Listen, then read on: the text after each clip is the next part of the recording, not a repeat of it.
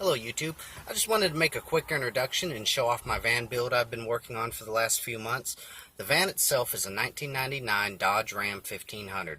It is a Mark III conversion, so it's got the windows. I didn't really want a cargo van. I don't plan on doing stealth camping or anything. I wanted a more of a recreational type vehicle. The windows are a plus. Being able to open the windows eliminated the need for a roof vent or anything like that. I still get plenty of privacy with the curtains and blinds I put up. The van itself was a little beat up when I got it. It's a cheap conversion van. I believe they'd been using it as a cargo van because the inside was really dirty, the seats were all tore up. But it was in the price range of what I was looking for, so I got it. Took the seats out, cleaned it up as best I could. Eventually I'll get around to replacing the carpet, and it's got a few stains, but it cleans up and it's clean. The idea of the project was I wanted a cheap van build. I've seen a lot of van builds online where they use a lot of plastic totes and it just looks chintzy and cheap, and I'm just not a big fan of that. I wanted my van to be as comfortable as possible, basically like a little tiny motorhome or a camper trailer, minus the headroom. If I could have found an extended top van in the price that I was looking for, I would have gone that route, but I couldn't, so this is what I'm working with. Overall, I've spent less than $200 on my van build. Just wanted to show it off, give a few ideas for some people that are looking to do a build like this, and just share my video. Okay, what I want to show you here is my kitchen. I'm actually pretty proud of my kitchen area. I wanted to have a permanent sink and stove, but I didn't want them in the way. I wanted to be able to have a countertop that I could set things on. It's a small space. Spaces need to be really multifunctional in a van. So what I did is I reused some old cabinets that I had, about a foot wide. The length was good for me, and I used a closet door for the top to make the counter. I put some vinyl tile on it, and then I hinged it. And what that allows me to do is now I have a kitchen that is hidden. I have a sink, and I have a stove, and I have food prep area. Works really good. I just lift the counter up and use my kitchen. The sink, I used a roasting pan. Painted it white, put a drain in it, and it drains into a bucket below. I'll show that in just a second. The sink is actually powered off of a 2-gallon weed sprayer over there. 2 gallons will usually last me about a week. I do use the sink just about every day for making my lunch and washing my dishes. And it comes out the sprayer right here. I kind of like that it's movable. It would be nice to have a sink that the sprayer stayed on all the time. I find it's hard to wash your hands with just one hand at a time. The sink, it drains down into a bucket down here. I used rubber straps to hold it in place to keep it from moving. It's pretty easy to get it out.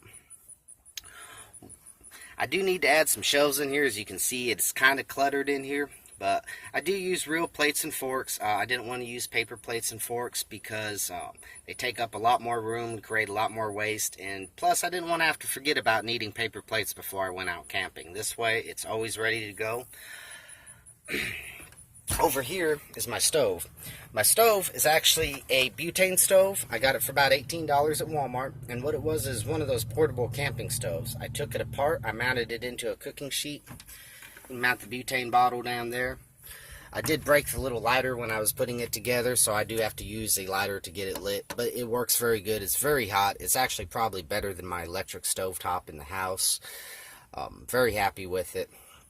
Over here in the cabinet, I've got my inverter. Like I said, I would like to get some shelves in here, get it a little bit more organized, but for now I kind of have strategic stacking methods to keep things from moving around while I'm driving, and it works, but I would like to put some shelves in there. I think it would make it just a little bit better.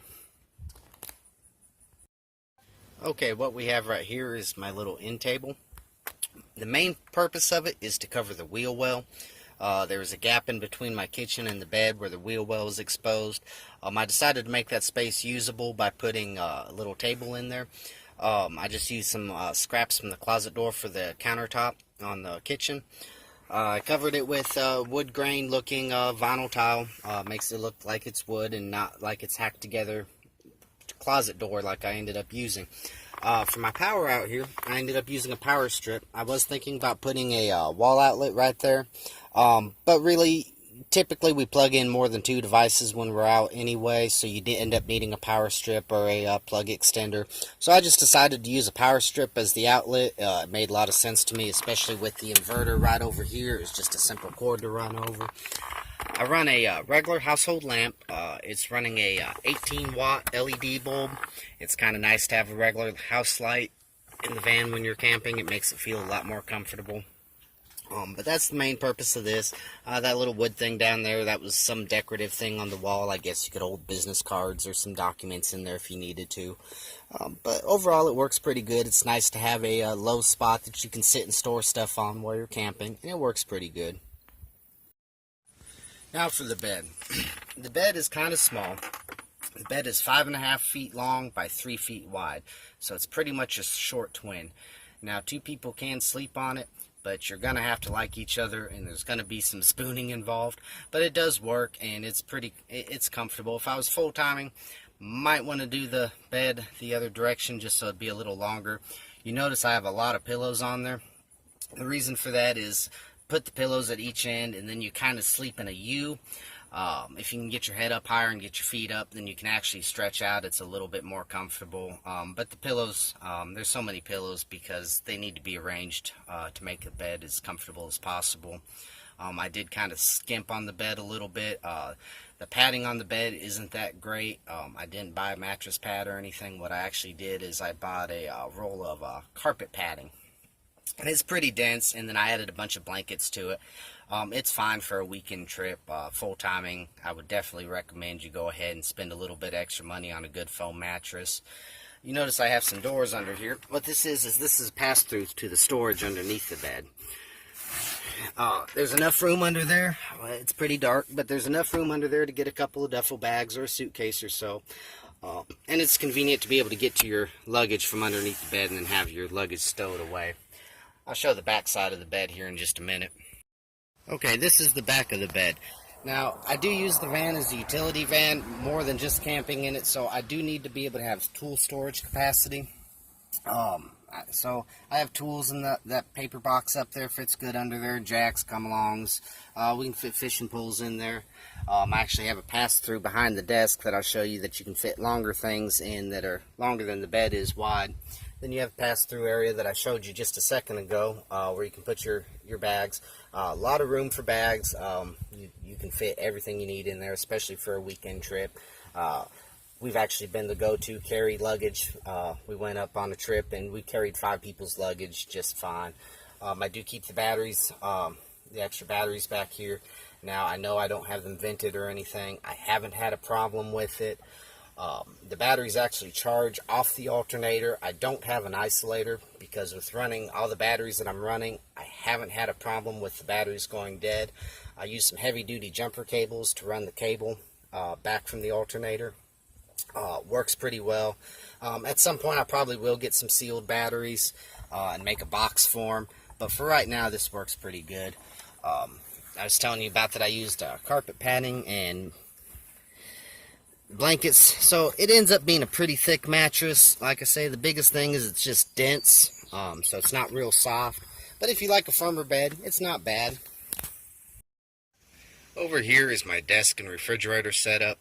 I also put a chair in here. I found because I can't stand up in the van, a lot of times you're on your knees to do things. I found it was a lot easier just to have a chair that you could kind of move around and conveniently sit in. Move it out of the way here real quick so I can show you my desk. The reason I put a desk in here is because I wanted a comfortable place to sit and eat. I regularly eat my lunch in here, and I kind of wanted a place to sit comfortable.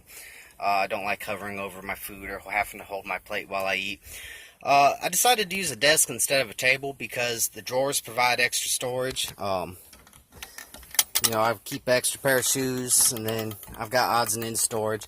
Not your typical desk contents. I think I have one drawer I keep some paperwork in. I've got a laptop up there. I decided to use a laptop instead of mounting a TV because the laptop gives me some versatility as far as where I set it. For whatever reason I need to use my desk space and I want to watch TV, I can set the laptop somewhere else. I added a magnifying lamp. Cool thing about it is it's movable. I found at night the one lamp over on the end table doesn't always light up the van good enough if I'm working on something up front. It's a very bright light, and it's adjustable so I can get light shining on whatever I need.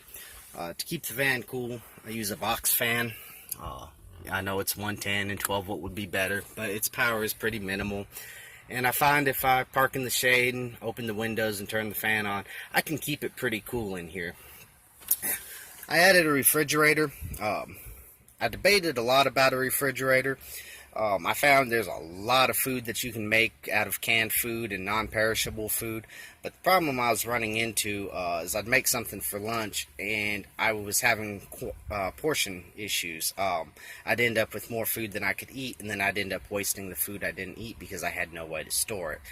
So I decided a refrigerator would be nice to have, plus gives me a little bit more variety. I don't have a whole lot in there right now, but it's just a regular dorm fridge. It's 110, but its power consumption's not bad. I need to put some brackets on it to hold it in place. Right now I just kind of have some wood wedges in there.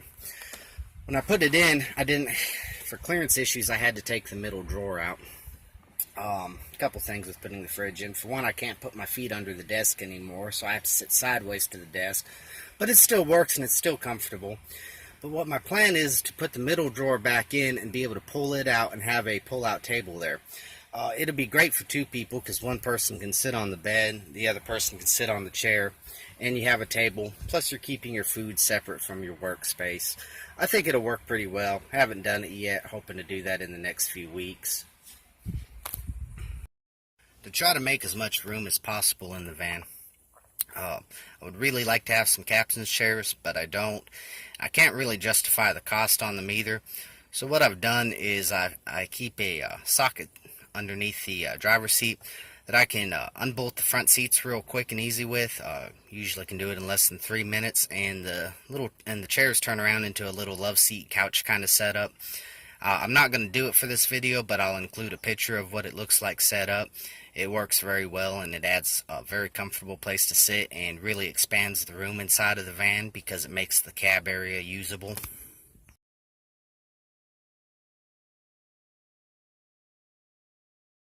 Okay, that's it for the van build. I hope you all enjoyed it.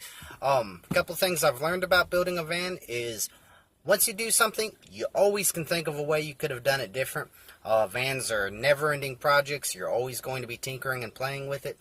You'll notice no two vans are ever the same because there's so many different ways to do things. The main thing is to have fun, do something that works for you. Some people will think you're crazy, some people will think it's awesome, but it's really fun to build a van. I highly recommend anyone to do it. I appreciate you all watching this video. I'm hoping to get some updated videos out soon. I'm actually thinking about getting a second van to do a different build in it with some of the things I've learned from this van. I just can't bring myself to tear this van apart and redo it because I use it all the time and I really like it. So I figure I might get a second van and do that one a little bit differently from some of the things I've learned from this van. But overall, get out there, have fun, enjoy building your van. Thank you. Have a good day. I will live in a van by the river today, relaxing and shedding the stress away, for I will see life as joy. Oh, for me, this is the way. Oh, people, can't you see, can't you see, can't you see? Oh, people, can't you see why my van is by the river today? After I've lived in a van by the river, I'll say, I'm living my life the simple way, for I will see life as joy. Oh, for me, this is the way. Oh, people, can't you see, can't you see, can't you see? Oh, people, can't you see why my van is by the river today? I will live in a van by the river today, relaxing and shedding the stress away, for I will see life as joy. Oh, for me, this is the way. Oh, people, can't you see, can't you see, can't you see? Oh,